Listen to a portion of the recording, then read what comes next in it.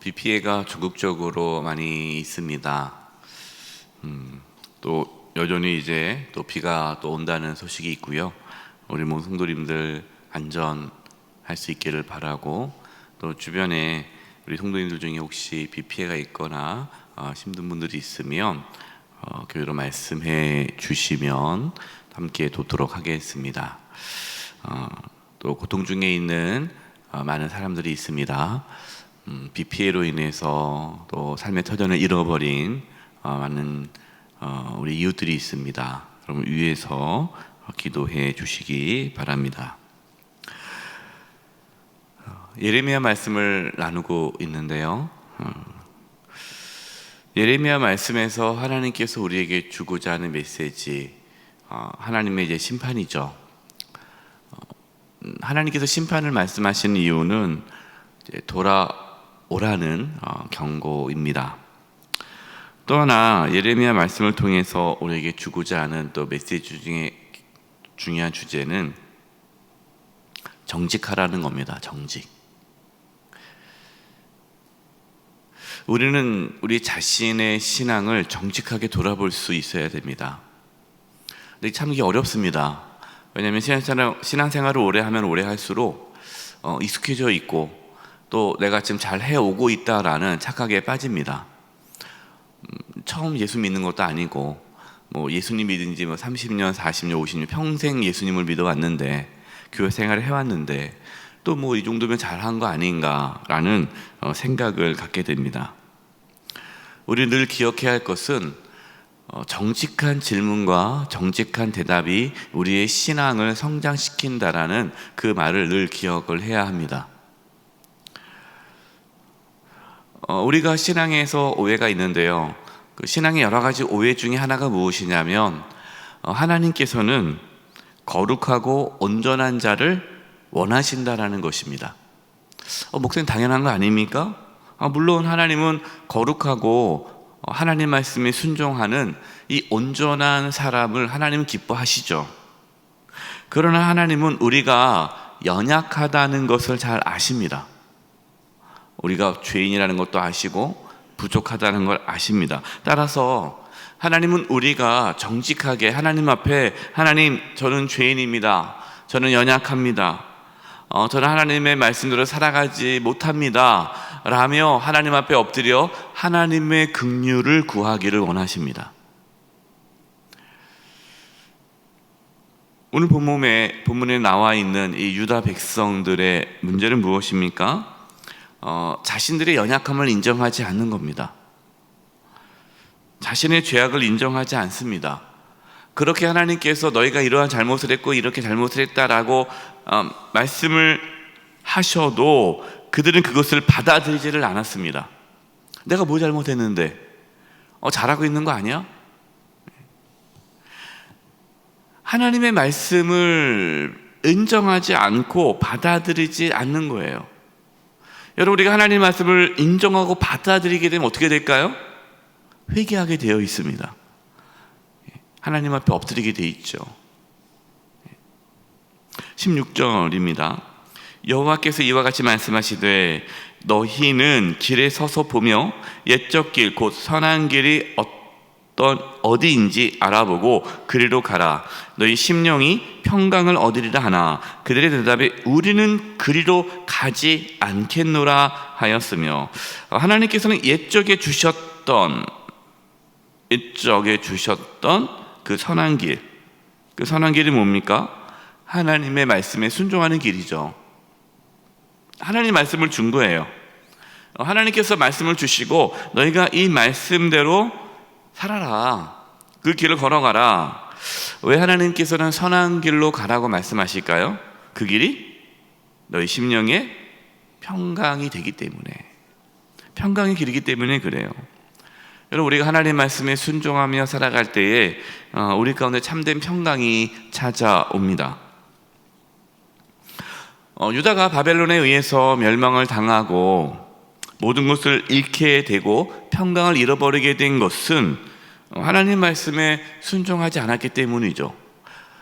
근데 정확히 말하면은 그냥 악을 행해서가 아니라 악을 행했지만 그것을 인정하지 않고 회개하지 않고 계속 그 길을 걸어갔기 때문에 평강을 잃게 된 것입니다. 우리가 하나님 앞에 우리 연약함을 인정하고 고백하고 죄사함을 받을 때에 다시 우리 가운데 평강이 찾아오는 것이죠. 하나님은 계속해서 말씀하지만 유다 백성들은 그리로 가지 않겠다는 거예요. 하나님 앞에 회개하지 않겠다는 거죠. 자기의 연약함을 인정하지 않겠다는 겁니다. 우리는 그리로 가지 않겠노라. 유다 백성들은 하나님을 따르지 않고 스스로 자신들이 원하는 길을 걸어갔습니다. 우리가 지난 주일에 하나님의 나라에 대해서 말씀을 나눴죠.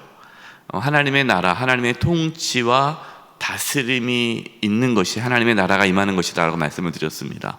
하나님의 통치와 다스림이라는 게 뭡니까? 예수님을 나의 주인으로 인정하고 고백하며 살아가는 것이죠. 그것이 신앙입니다.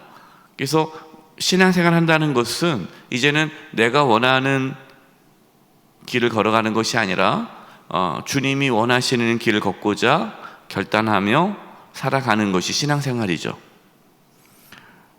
유다 백성들은 하나님을 섬긴다고 했지만 우리는 하나님의 백성이라고 말은 하고 하나님께 예배도 드리고 헌신한다고 하지만 그들은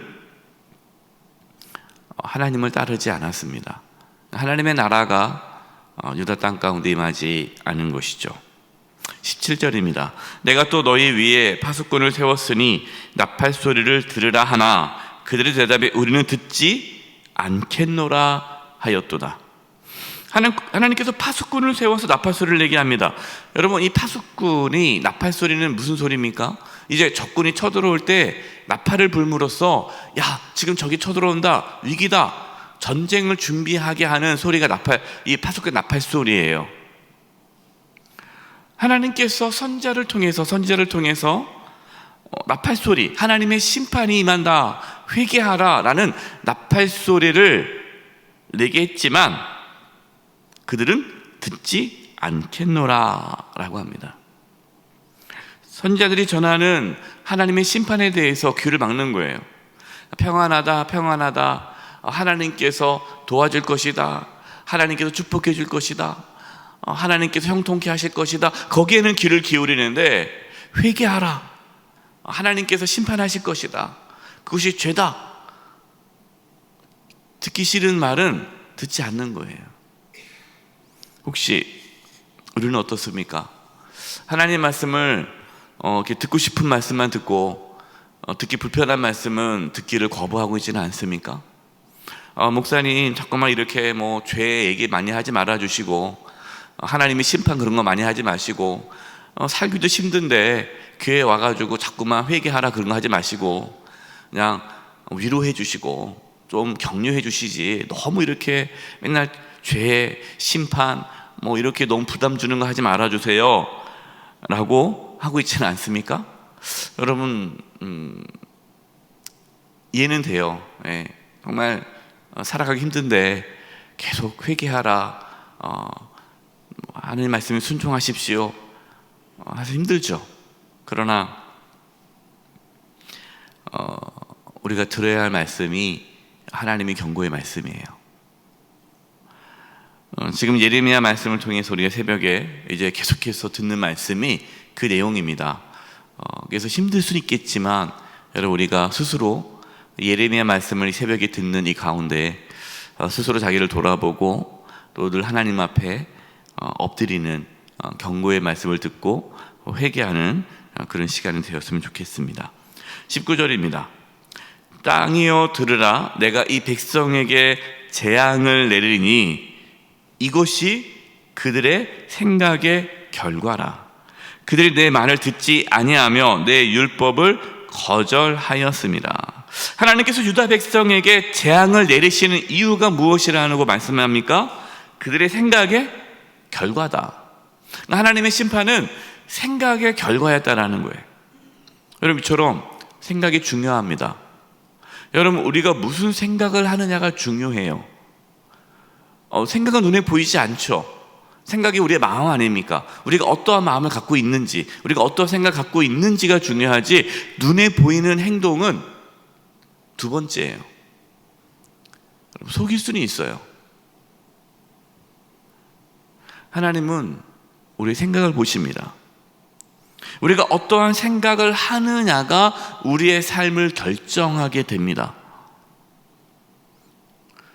유다 백성들은 하나님 말씀을 듣지 않았죠.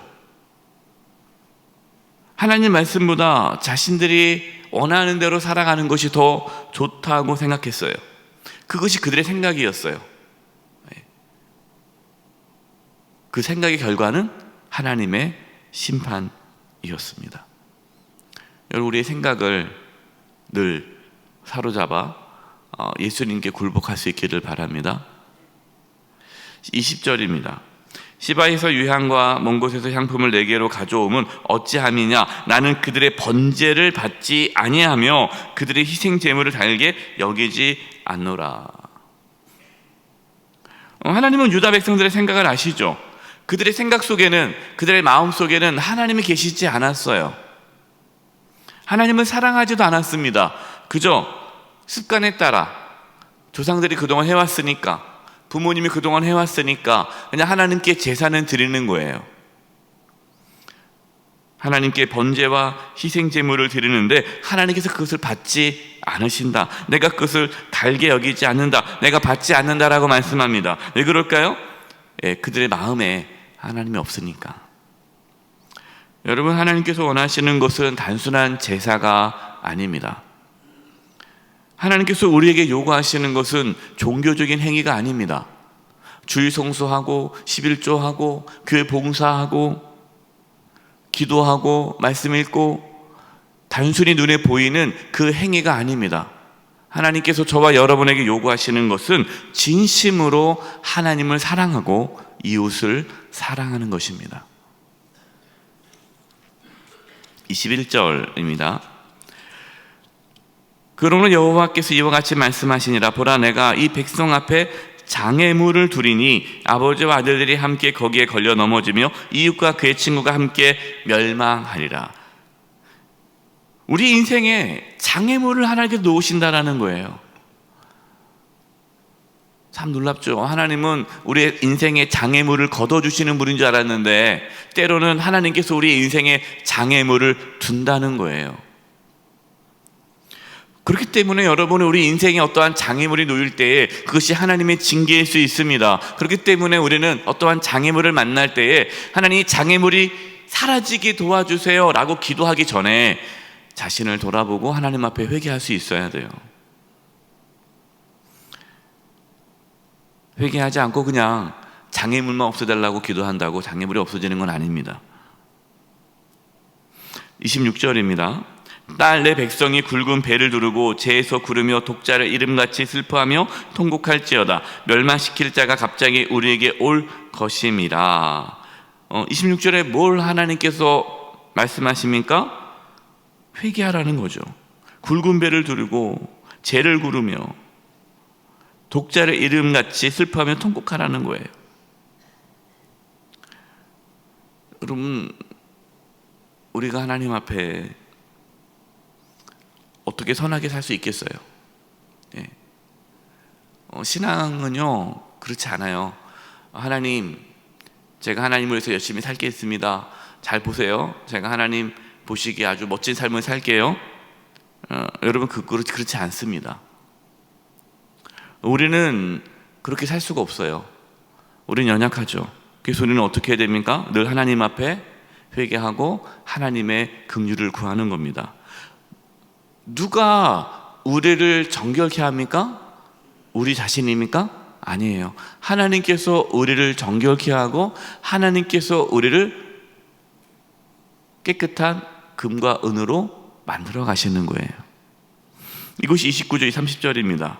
풀무불을 맹렬히 불면 그 불의 납이 사라져서 단련한 자의 일이 헛되게 되느니라. 이와 같이 악한 자가 제거되지 아니하나니 사람들이 그들을 내버리으니라. 부르게 될 것은 여호와께서 그들을 버렸습니다. 하나님께서는 너희들이 내버린 은이다라는 거예요. 내버린 은. 사실 은은 버리지 않죠. 예. 근데 이 은을 구하기 위해서 녹이지 않습니까? 예. 그럼 녹이다 보면은 이 불순물들은 이제 사라지고 은만 남게 되잖아요. 그럼 그거를 이제 분리해서 은을 만들어내야 되는데, 아무리 불을 때우고 아무리 하나님께서 이들 가운데 연단을 해도 은이 안 나오는 거예요. 은이 안 나오는 거예요. 그러니까 어쩔 수 없이 그를 버리는 거예요. 이게 무슨 뜻일까요? 하나님께서 우리가 회개하기를 바라고, 우리가 하나님 앞에 엎드려 긍휼을 구하고, 하나님 저는 죄인입니다, 나를 불쌍히 여겨 주옵소서, 이렇게 나아가야 하나님께서 그 영혼을 치유하고 회복하고 죄를 깨끗게 하면서 하나님의 거룩한 자로 세워가시는데, 회개하지 않으니까 마치 예수님 시대의 바리새인처럼, 종교 지도자들처럼 자신의 의로움만 내세우다 보니까 하나님께서 어떻게 할 수가 없는 거예요. 여러분, 신앙은 하나님 앞에 정결함을 받는 거예요. 어떻게 받습니까? 우리가 회개함으로.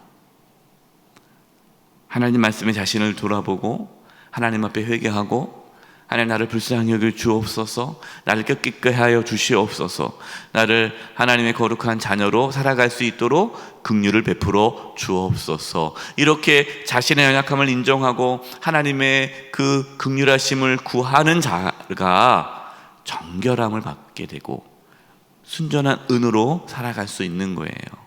저와 여러분 가운데에 이러한 은혜가 있기를 간절히 축원드립니다.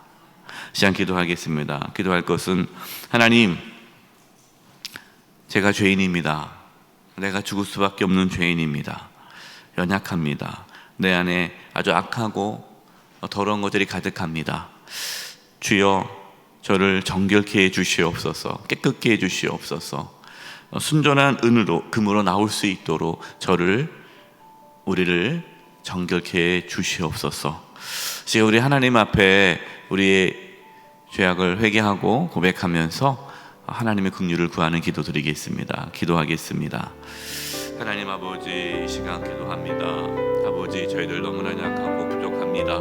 하나님 아버지, 정결케 하여 주시옵소서, 깨끗게 하여 주시옵소서, 예수 그리스도의 보혈로 씻어 주시옵소서. 하나님, 우린 죄인입니다.